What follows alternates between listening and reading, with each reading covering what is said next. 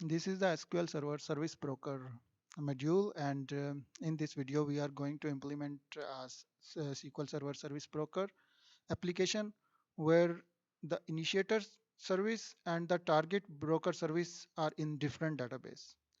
In the last video, we have implemented a one service broker application where both services are in the same database. But right now, we are going to implement these services for two databases. Initiator service will be in one database and the target service will be in another database, but the SQL Server instance will be the same.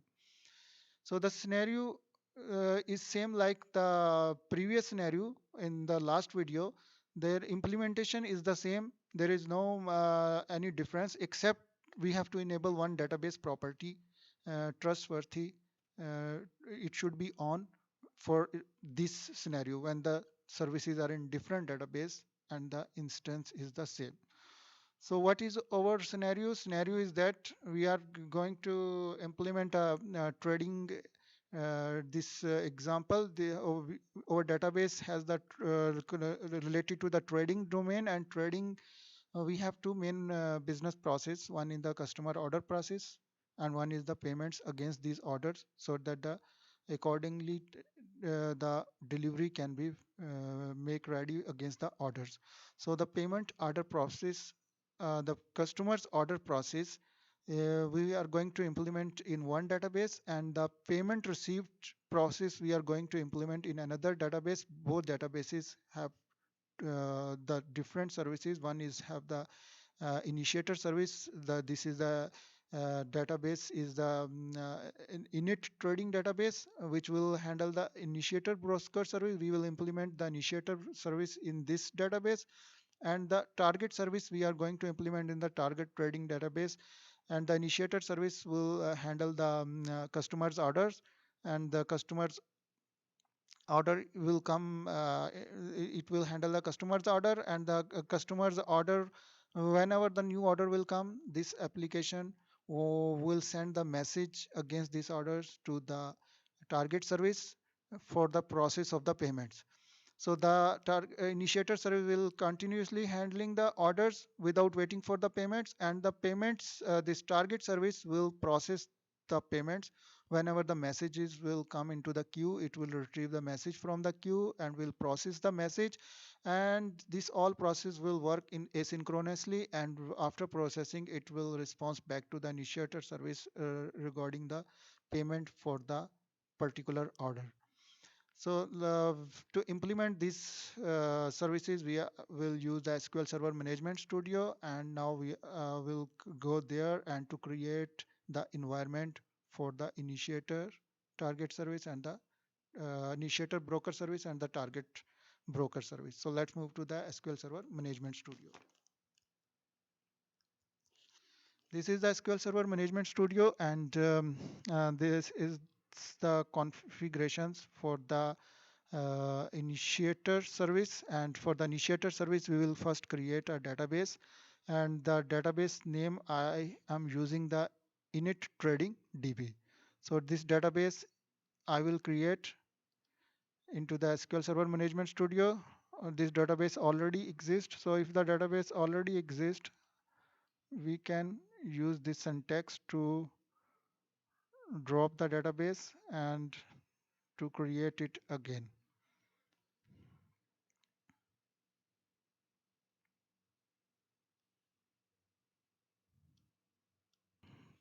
So database is successfully dropped, and I will create this database init trading DB.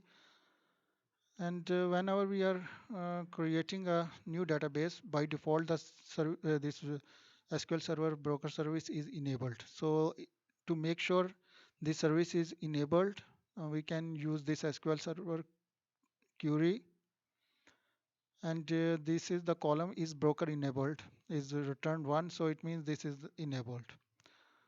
And because this is these services are now in the different databases, so we have to enable this property for our this database where we are going to create the service.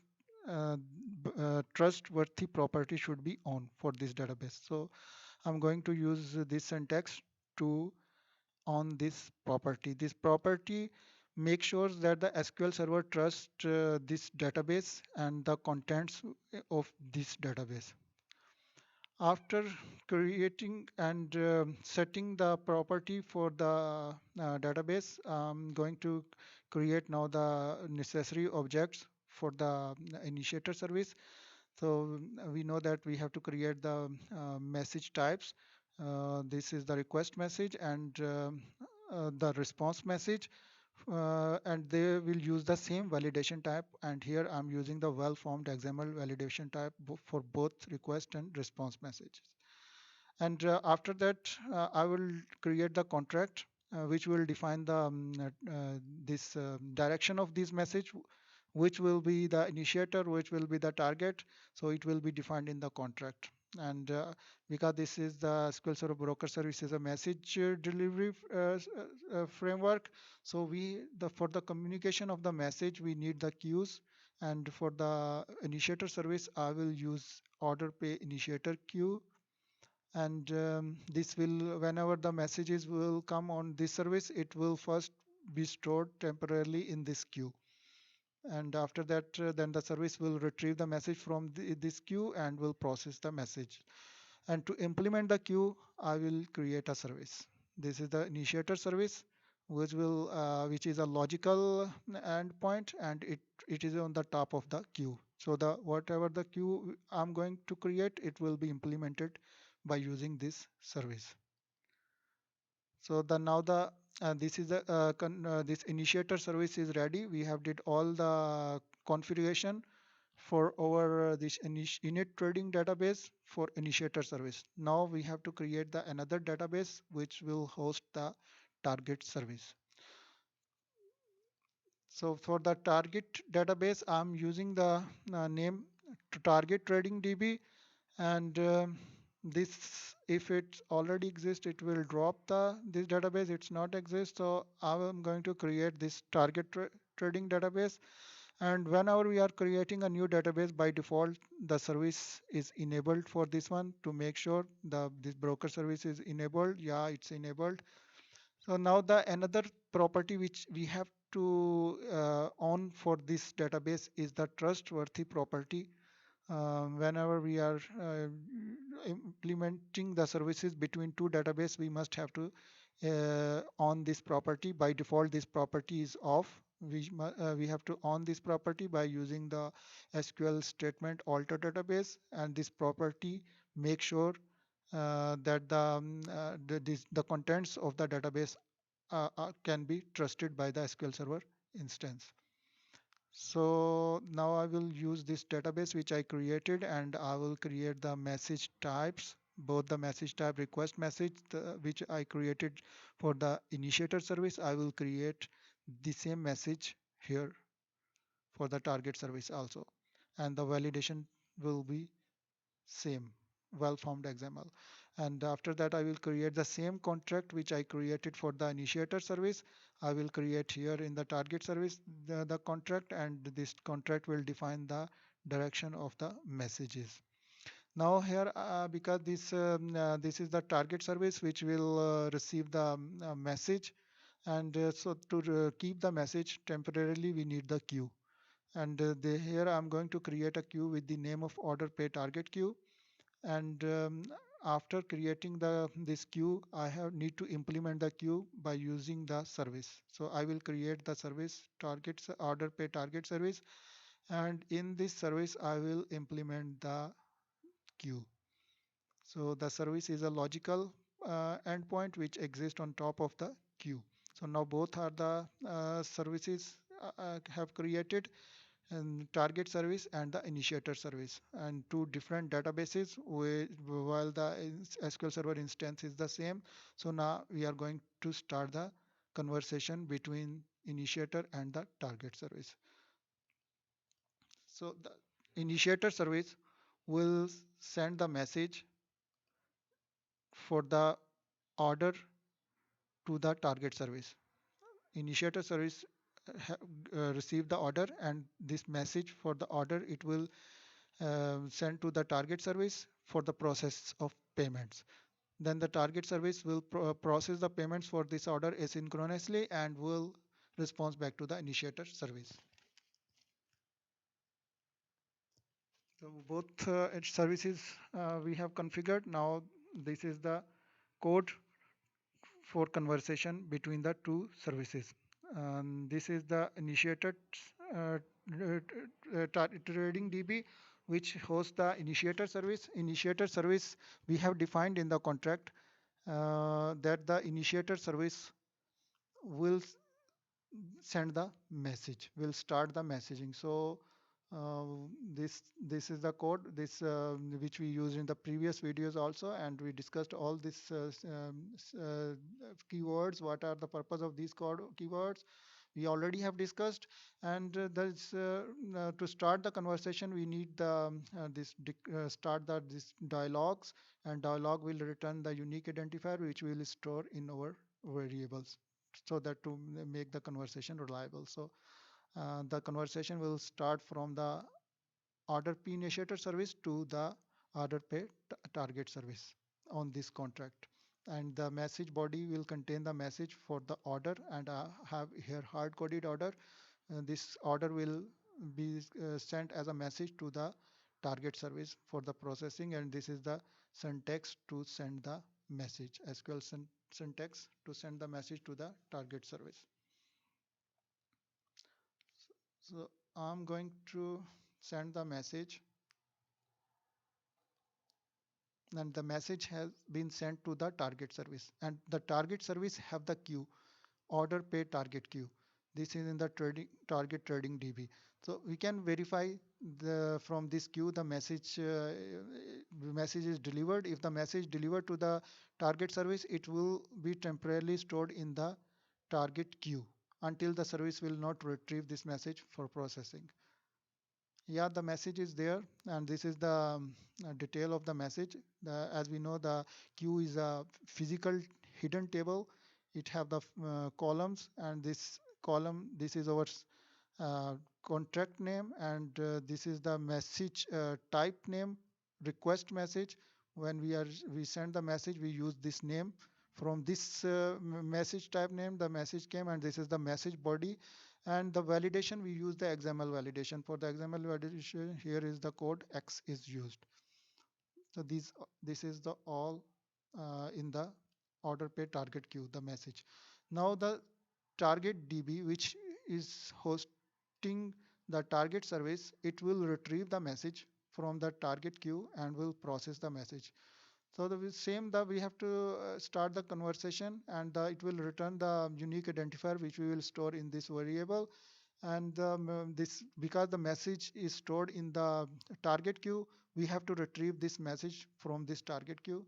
And after retrieving the message, we can process this message. Like I used here this code for the processing. Like I use the we can retrieve the message, and after that we can process this message. We can retrieve the orders from the system, and then we will check how much is the payment for this order, and the customers how much is paying. Is the customer paid the full payment? Then we can send response to the initiator service that the payment for this order is done. The service can prepare the delivery. But right now I'm using the hard coded reply. I'm using that for this for this order the payment has done. This is the response. After creating the response body, I will use the SQL syntax send on conversation, which will send the message to this message type is the response message. It will send the message to our initiator service.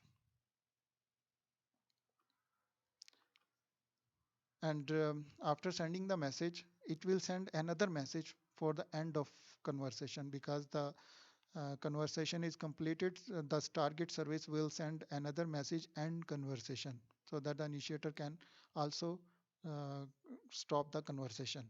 So these two messages will be sent from the target service, and the target this message will go into the initiator service queue, and the initiator service queue name is the order pay initiator queue. We can verify right now if you will query this initiator queue, there is no message.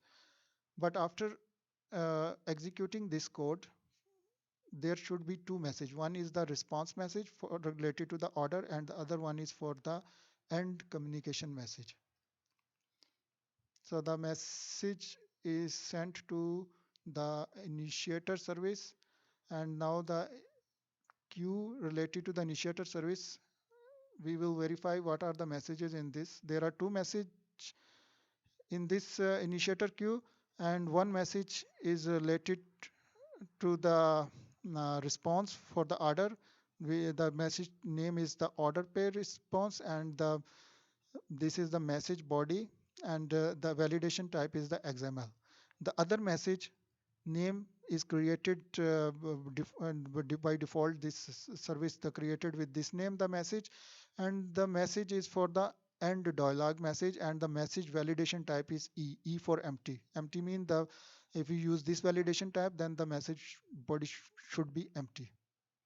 So now these two messages are in initiator queue, and now we will go to our initiator database, and in the initiator database we will retrieve this message from the initiator queue, and then we will process these messages. Now we have to execute this code which will retrieve the messages from the this initiator queue. From order pay initiator queue, it will retrieve the message, and then it will check the message, what is the message name. If it is pay response message, then execute this code. If the message name is the this one,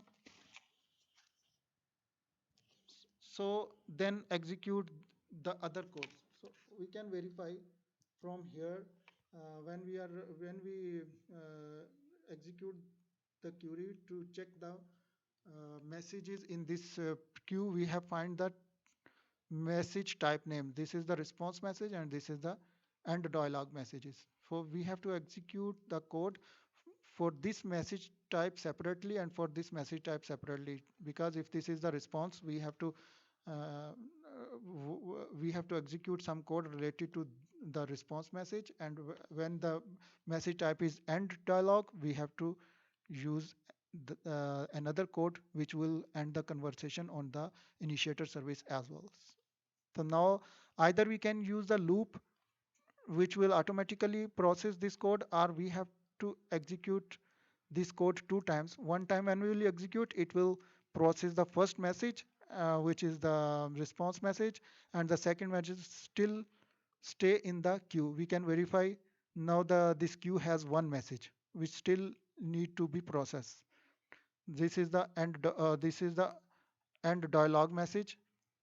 The first message is processed. This initiator server retrieved that message and processed. If I will execute the same code again, and it will check now what is the message type name. If message type name is this end dialog, it will end the conversation on this end also. So now the second message is also processed.